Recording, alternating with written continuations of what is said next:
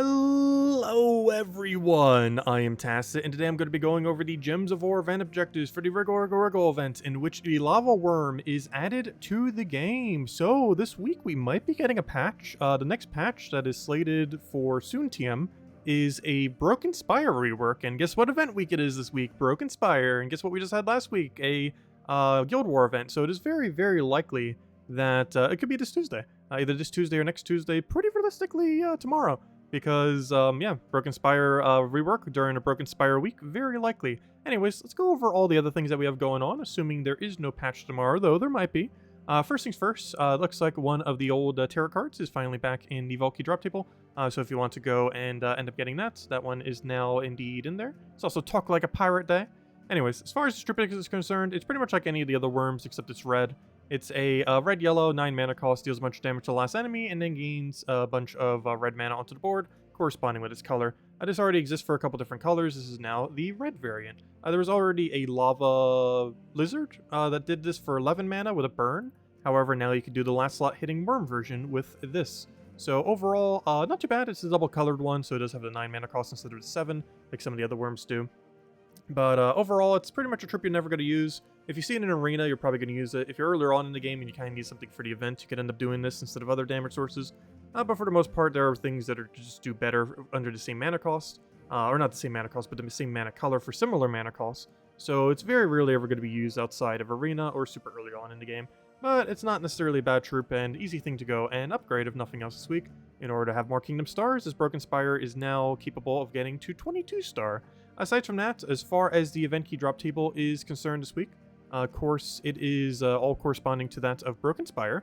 It is a probably skippable week overall, but here's everything that is indeed available. Everything you see here except for the 4 faction troops that are from the Fire Rift, as well as, I believe there's one other... Nope, that was it. Just the 4 from the Fire Rift are the only ones not in drop table. Overall, it's a pretty average kingdom, nothing too special here. As far as its viability, if we are indeed getting a rework this week, the viability of this kingdom is basically based on how on earth do they rework it. So if we are getting that rework, we don't really know. And if it is next week and it doesn't happen this week, you might want to throw down event keys preemptively, just because, like, what if they actually are good and we don't know? Hopefully we'll get the patch this Tuesday, and then we'll kind of know if it is or is not worth event keys. I would say in its current state, it's pretty average value, but of course it's planned to get a rework. And with that rework, it could be really good value, so we don't really know that until after the fact.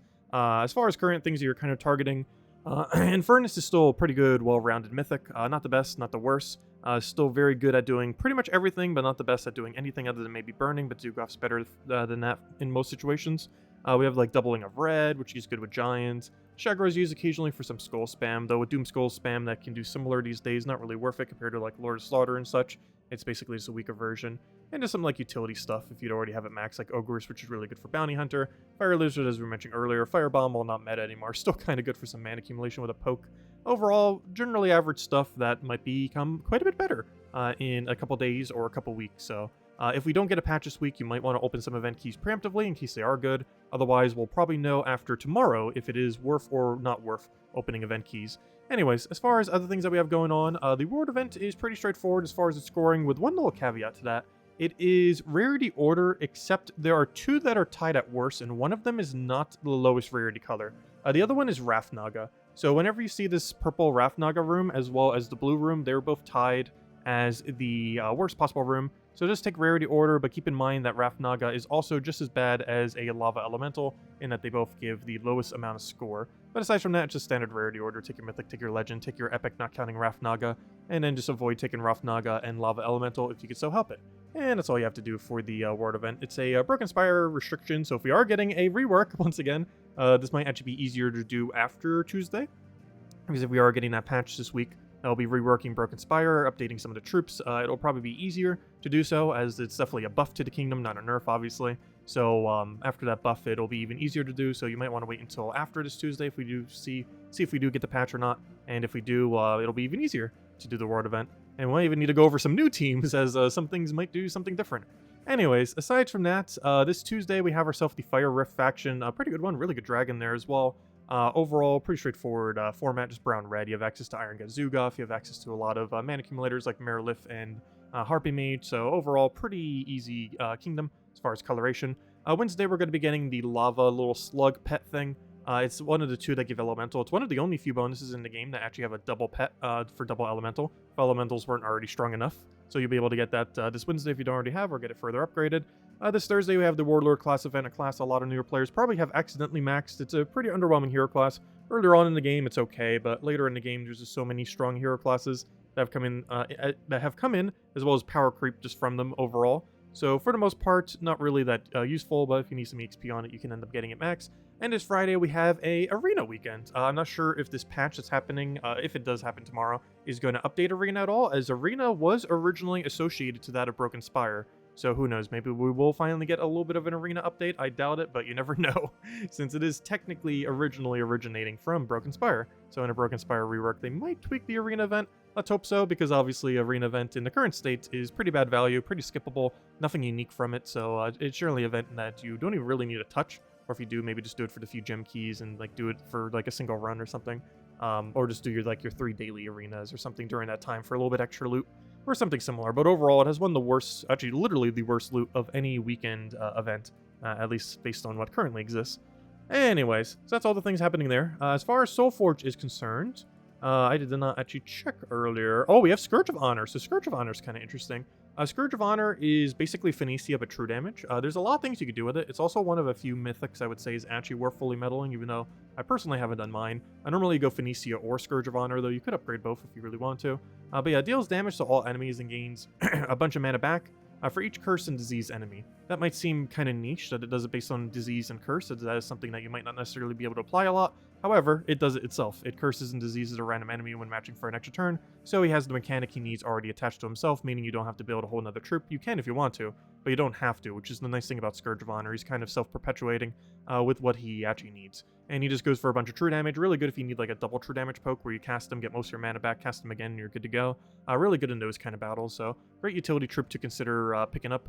Aside from that, I'd probably say it is mostly skippable. Reality's like the best poisoner, but it has quite a bit of an Infernus problem in that there's just better things that can do it in most situations. Unless you're building like a Scorpius or Reality build, you pretty much never touch the thing.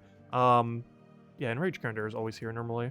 So yeah, it's basically a Scourge of Honor then. I guess Arc Proxy too.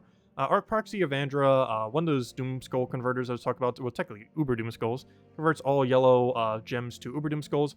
Main reason I would say probably hold off on her, even though she is good, unless you really want her and you want to build her for some kind of build.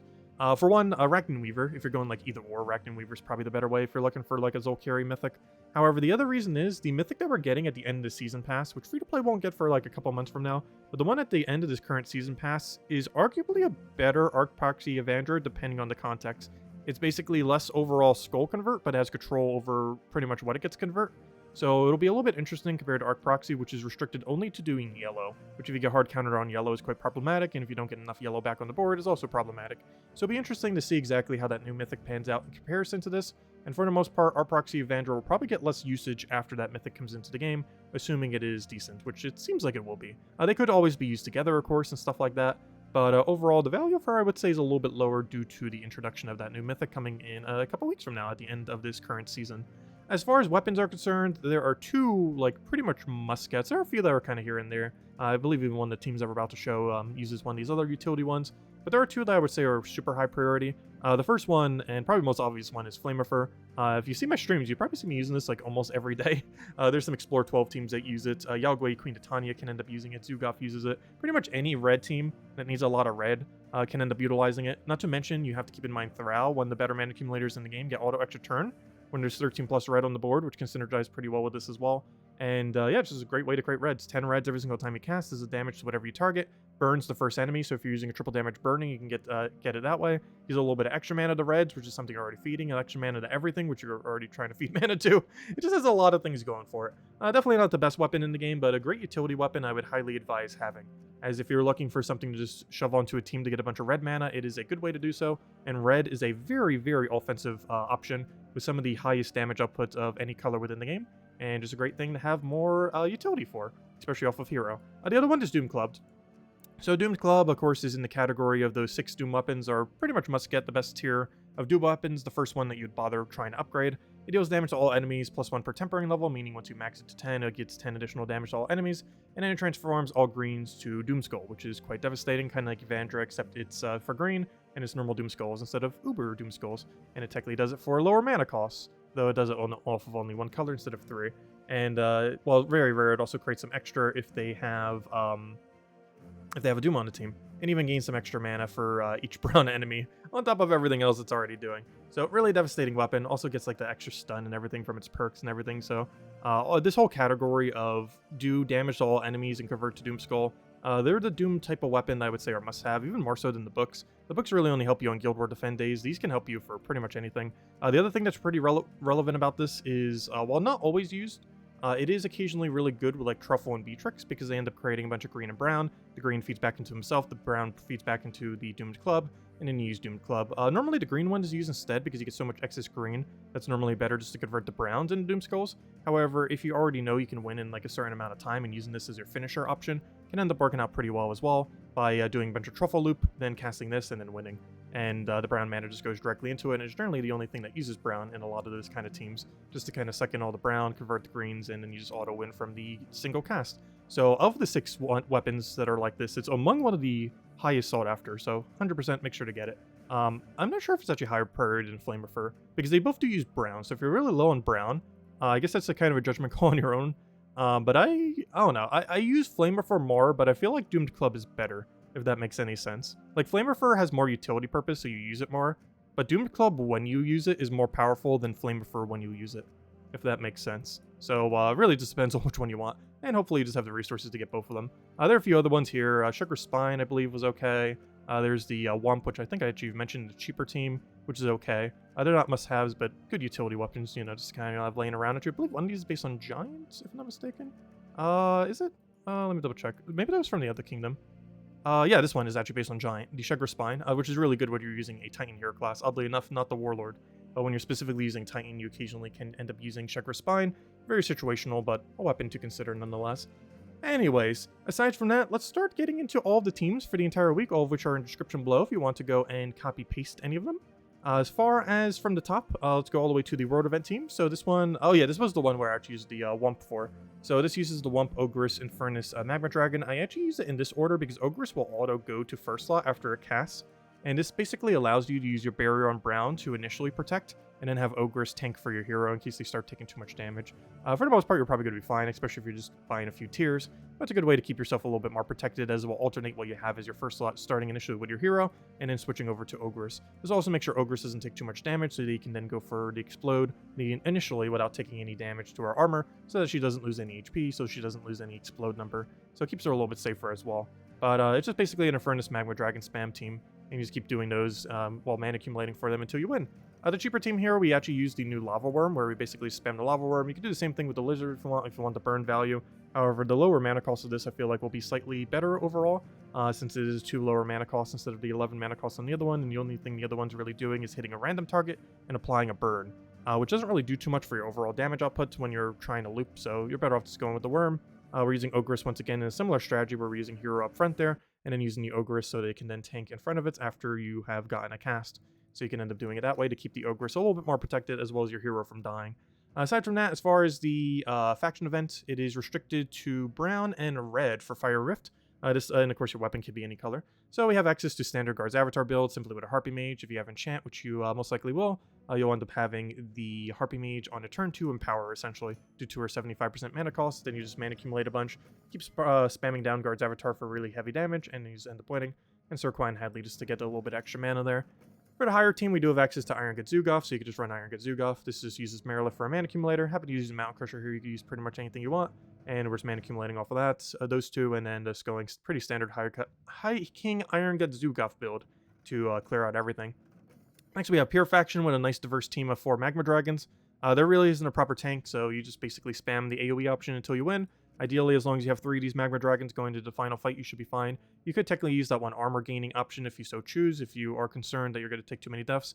But as long as you're going in with triple into the final fight, you should be perfectly fine. Even with double, you could probably get away with it. The triple is the key goal, and if you can end up getting 4, that's even better. As far as this Thursday class event, we do have the Warlord class. You can end up doing this with like Dawnbringer, with Gob Trumpers, or do it with Black Manacle like we have here. Gob Trumper already has Empower, does a bunch of damage, so you're basically just doing this to poke out whatever ends up surviving your AoE hits. and just doing it that way. Dawnbringer's a little bit more damage, but this team's a little bit more accessible, so I figured I'd show it with this variant. Anyways, guys, that'll wrap it up for now. If you still have any other questions, feel free to leave it in the comment section below. Tonight, of course, we'll be going over all of the Chapter 4 tasks, and tomorrow, assuming we get a patch, we will be going over the Broken Spire rework, and we might have to go over some things again, I guess, because after that Broken Spire rework, of course, the event key drop table might be a little bit juicier. We don't know exactly, like, what, will Shugura become the new meta for Skull Spam? Will some other thing become like a really good mana accumulator in this kingdom? We don't know. So if we are indeed getting that rework tomorrow, which is likely, though not confirmed, we will get to see exactly what kind of things they have changed in Broken Spire. Who knows, maybe Infernus will actually be good again. He's still kind of average right now, but who knows, maybe he'll become one of the best mythics all over again. Who knows, but we'll find out hopefully tomorrow, and if it's not tomorrow, it's sometime this month soon. So whenever that ends up coming out, we'll of course go over it. Anyways, guys, enjoy the rest of your week, stay safe out there, and I'll catch you guys soon. Goodbye, everyone, and thanks for watching.